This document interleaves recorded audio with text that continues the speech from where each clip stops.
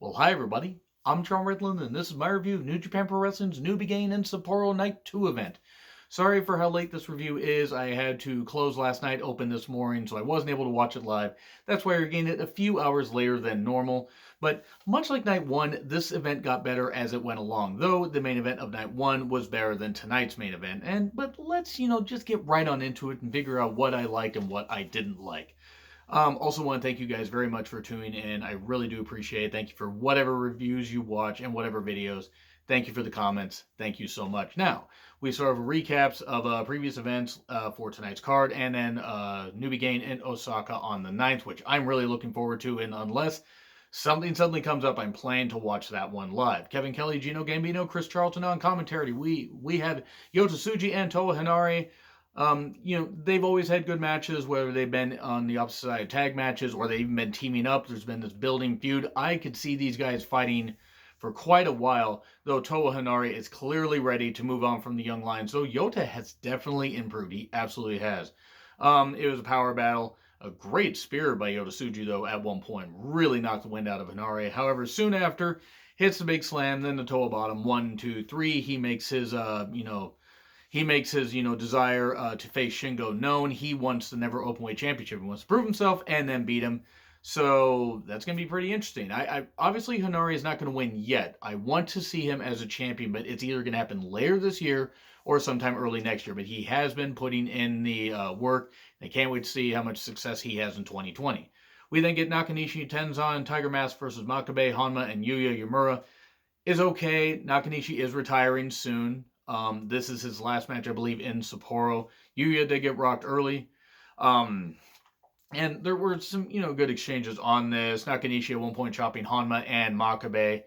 And then Yuya just got a massive kick to the head from Tiger Mask. I swear to God, knocked him out. I was actually amazed he still has head attached.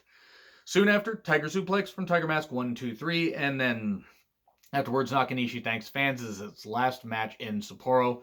And I think, let's see, I don't know if he's going to be part of the Road 2 shows, but I know his retirement event, I believe, is on the 22nd. And I plan to watch that one live. His retirement events are usually pretty good. And it's nice for the 27 some odd years that he's been in New Japan that he has been able to just be, he's a legend in Japanese wrestling. He's able to get this retirement. It is really nice. We then get Gabriel Kidd versus ELP. I have heard of Gabriel Kidd. I have not seen much of him. I was impressed in this. He even started yelling at ELP like, come on ELP, let's fucking go. He wanted to face him. He really wanted to show his desire to beat the British cruiserweight champion, and it was some good stuff. There were some nice exchanges. Rope rock by ELP, rope walk, easy for me to say. Gabriel Kidd did have some nice, he had at one point a very nice crab reversal. That was nice. That was good stuff. He showed a lot of really good skills. And then top rope splash from ELP soon after. 1, 2, 3. And then hits the CR2 afterwards. And then kind of just throws a bottle at Chris Charlton afterwards. That was pretty funny. Thankfully, Chris Charlton's okay. He just did it. He just tossed it. He didn't violently throw it at him. Chris Charlton's cool. It's just, I think the heels just love picking on him, especially Bullet Club, because Chris Charlton just speaks his mind and knows a lot of shit. Anyway, not a bad match. Look forward to seeing more from Gabriel Kidd. Then we get Goto, Ishii, and Robbie Eagles versus Shingo, Bushi, and Evil. This is good. I like this. You get these guys involved. Of course you're going to. When the least talented one in the ring is Bushi, and he's still pretty damn talented, you're in for something good. It's a Never Openweight 6-man title match preview. I believe that's happening in Osaka, if I recall correctly. And Ishii and Evil picking up right where they left off on night 1, just beating the piss out of each other, absolutely slamming each other. My God, this was intense. Ishii got rocked at one point. I was worried he got hurt because he really was rocked and kind of stumbling around a bit. Thankfully, he seemed okay, just got a little bit of a bump. Shingo even mocking Goto at one point because he just beat him on night 1 for the Never Openweight Championship. By the way, just in case I forgot to mention, my review of night 1 will actually be there in above my head. Apologies for not synchronizing that perfectly. I'm very, very tired, but I did not want to miss the opportunity to review this. So we get Shingo and Ishii. They could have a great series of matches if they really wanted to go that route. Everybody get in here, and then Ron Miller special after. The respective teammates just bash the piss out of each other. Ron Miller special taps out Bushi. That was good. I enjoyed that. And then commentary mentions how God won the IWGP Tag Team Championships on the Newbie Game USA Tour. I'm so glad that we gave Finn Juice the tag titles and took them off of God when we could have given it to them for a goddamn year or close to a year by this point. We could have just had Finn Juice lose and then battle back and eventually win. And then, oh my God, it would have been this great, great build because God should have had the win at the Tokyo Dome. I know I'm nitpicking here, but they don't have, and it's not even the tag team's fault. Whoever is booking the tag teams, and I believe it's Gato, I believe they don't have anybody separate booking the tag teams. They need to book the tag team division a whole lot better. They need to book the tag team division. Like, despite any talents that they have, God and others, they feel like such an afterthought. I mean, Evil and Sonata were battling for a while, having the championships and, winning World Tag League a couple years in a row. And it's just, I get it. You got so many moving parts and everything, and you need to book stuff, but it's just, this is like one of the few rants, one of the few issues I have with New Japan is they need to work on their tag team division and their junior heavyweight tag team division, but at least with ELP and Ishimori and maybe a few others, they can bolster that a little bit. They can work with CMLL and have people come in for shots and stuff like that. Their heavyweight tag team division is basically dead, despite how great God is.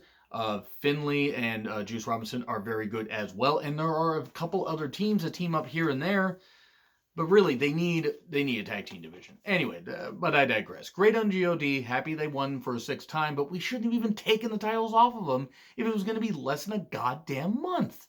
Yeah, you get the Wrestle Kingdom pop.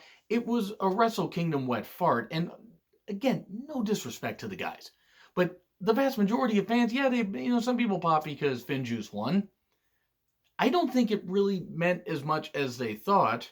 And yeah, it's a way to pop the fans for the Newbie Game USA Tour. Hey, anything can happen. You got to come to these shows. That's a great way to hook people. I don't know. I just kind of wish that they wouldn't have taken the titles off of God and you could have given them a year-long reign, if not more. So watch them hold the championships for like a few months and then drop them back to Finn Juice. It would make no sense. Anyway, rant over, off my soapbox. Minoru Suzuki, El Desperado, Kanemaru, and Doki versus Jon Moxley, Sho and Yo, and Taguchi. Hey, you want to watch Jon Moxley and Suzuki beat the piss out of each other, and beat the piss out of each other, and beat the piss out of each other? Congratulations, this match is for you. Also, there were 6 other guys in that ring. It might as well have just been Minoru Suzuki and Jon Moxley, who are going to face off at the Osaka show on the 9th. I can't wait. Inject that match into my veins, and I don't even do drugs. This was great stuff. Jon Moxley making his entrance alone, and Suzuki running right out there. They start fighting in the crowd. They did not stop fighting the whole goddamn match, and it was great. They're scaring the commentary team, which, granted, if Minoru Suzuki's within 500 yards of you, you better be scared, because apparently one of the nicest guys in the world, but my God, I would not want to piss him off. If this local promotion I go to, they actually got Tama Tonga to be part of their shows in July of last year, Defy Northwest, if they can get Minoru Suzuki to be on one of the shows, guess what? I'm going. And I will make sure to bring extra money to meet him. I will be terrified meeting him. Apparently he is super nice to the fans, but oh fucking hell. Can't wait to see him live at some point. Anyway, it was a great match. It was a brawl. Suzuki-gun and the face team, I mean, you can't even really call them one team. It's usually Chaos and Suzuki-gun, but they just battle each other, just beat shit out of each other. That's pretty much it. There was some good wrestling between Kanemaru, Desperado, and Sho and Yo because they're facing off for the IWGP Junior Heavyweight Tag Team Championships. And yeah, you had, Doki, who was there to take the fall because, of course, Doki's like the fall guy of Suzuki-gun here. Yeah, it was a goddamn war. And eventually the ankle lock taps Doki. And then Mox and Suzuki still fight. And then we get an announcement. It's the Hokkaido Tour in July. Because the G1, because of the Olympics in Tokyo, is actually going to be in the fall. I think September, October, I believe. September and October. And what's kind of funny is apparently, now I didn't understand anything in the video package. I don't speak Japanese. But Chris Charlton, I believe, translated some of it.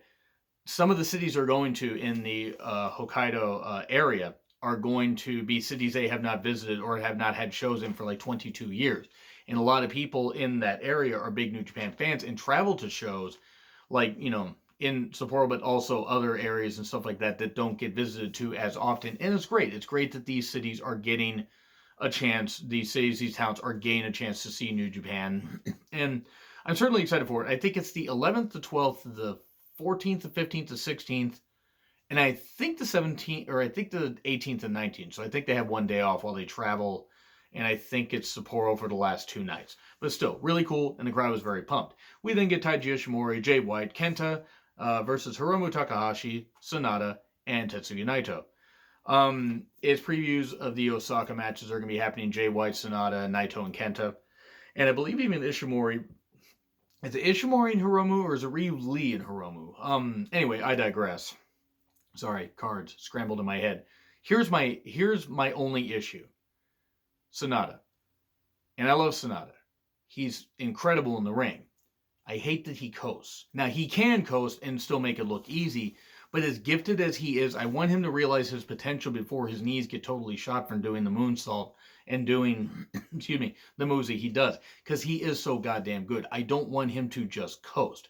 Now, I'm not saying in a match like this he should have gone all out, but hopefully the match with Jay White will be another breakout match. Because he had that series of matches with Okada last year that were absolutely great, but then for every one of those, he would have somewhere you're just like, God damn it, Sonata. Would you do something? Just do something grand. Show the people the company should invest in you as being a champion, if not the champion. Because I don't know, at this rate, as good as he is, I don't know if he's ever going to win the G1. I mean, he's got years still, but anyway. It was a good match. It was well wrestled. Bullet Club attack before the bell. We get a lot of, scraps between all the respective competitors. Really good story building, and interwoven stuff and everything. Obviously, Jay White's probably going to be the one to take the title off of Naito. If Kenta does it, I'd be very surprised. Everybody get in here, and then Skull End taps out Taiji Ishimori. So, okay, good stuff. Now, let's make up some time by talking about one really good match, and then one main event that I didn't really care for, even though it wasn't bad. Will Ospreay versus Zack Sabre Jr. British Heavyweight Championship match, and it was great. It was fucking great. I can't even recap all the spots. So let me try to recap a few things. Apparently, this is the first time two British wrestlers faced off in a championship match against each other in a New Japan ring. Cool. This is great. British wrestling is ingrained into New Japan, because there's a lot of really great British wrestlers that have wrestled there, but it's just great that they have been able to share this moment. Agility versus submissions. And not that Zack Sabre Jr. isn't agile, but come on. Ospreay's in a level on his own as far as agility. Zack put on a goddamn clinic, countering all this stuff. Will Ospreay did come back with some great dives, even a leg lock, a figure four variation, really nice stuff. He kept targeting the knee of Zack Sabre Jr. Huge kick, just clocked Zack at one point. It wasn't as bad as the one that hit Yuya. I literally don't understand how Yuya's head did not end up in someone's lap. We get an Oz cutter. Zack rolls to the outside. We get some more great counts. We get a grounded Cobra twist, and Will Ospreay cannot continue, and the referee stops it. Plenty more spots in this. I can't do it justice. Guys, watch this goddamn match. This match is fucking incredible. Really, I mean, and a lot of people are surprised that I had Will Ospreay up based on pure ability, up so high in my top, favorite, in my 25 favorite wrestlers list. And the reason is I can't ignore. I may not be the fan of the flippy shit style, but it's hard to ignore just how good he is. Sorry, got something in my eye here. Anyway, Zack Sabre Jr. then is talking to Ospreay afterwards, and he's like, not yet, my pretty. That was pretty good stuff. Okada versus Taichi with Miho. I'm going to save some time here and say that this match was good in parts. It was not great. A motivated Taichi is a good Taichi. I actually enjoy when Taichi gets motivated. The problem is he's not motivated often enough. When he had a couple matches with Ishii, he was motivated. When he got motivated here, he got good, but there was a lot of antic stuff. Apparently it's in Taichi's hometown. Commentary did mention how Okada was hurt after the whole Iron Glove thing last night on night one. And for their first singles match, I believe since April of 2008 is what I believe commentary said. Taichi attacks the neck for the bell. The Iron Glove gets brought out. Iron Glove keeps getting thwarted. Okada does dive over the barricade, sold the neck. And then cord around the neck. Okay, cool, we're doing that. We then get a shotgun dropkick on the ramp. That was pretty impressive. Then Taichi takes the roll. Iron Glove again. Okada teases using it. Nope. Kanemaru distracts, and we get a chair getting broken over a gimmick chair, obviously. Getting broken over Okada's head.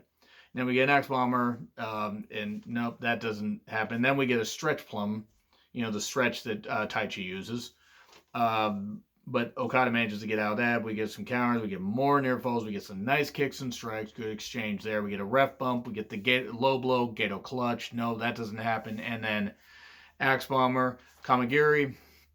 And then we get the last ride for 2. And soon after, Okada takes over, eventually hitting a couple Rainmakers and then one big Rainmaker. 1, 2, 3. And Okada wins. Okada should have won. There is no reason why Taichi had to win. Now, when this match picked up and we got away from the antics and we got to some moves, it was pretty good stuff. And there was some history there. It wasn't as good as Shingo versus Goto, in my opinion. I'm not going to downgrade the show terribly, but I'm still going to say it's a B. It's a B. It's as good as night 1. Even with the main event being, it's still that Ospreay versus Zack Sabre Jr. match was great. Anyway, agree, disagree with what I said. Like, share, subscribe, Twitter handle in the description. I'm John Rithlin. I'll see you soon.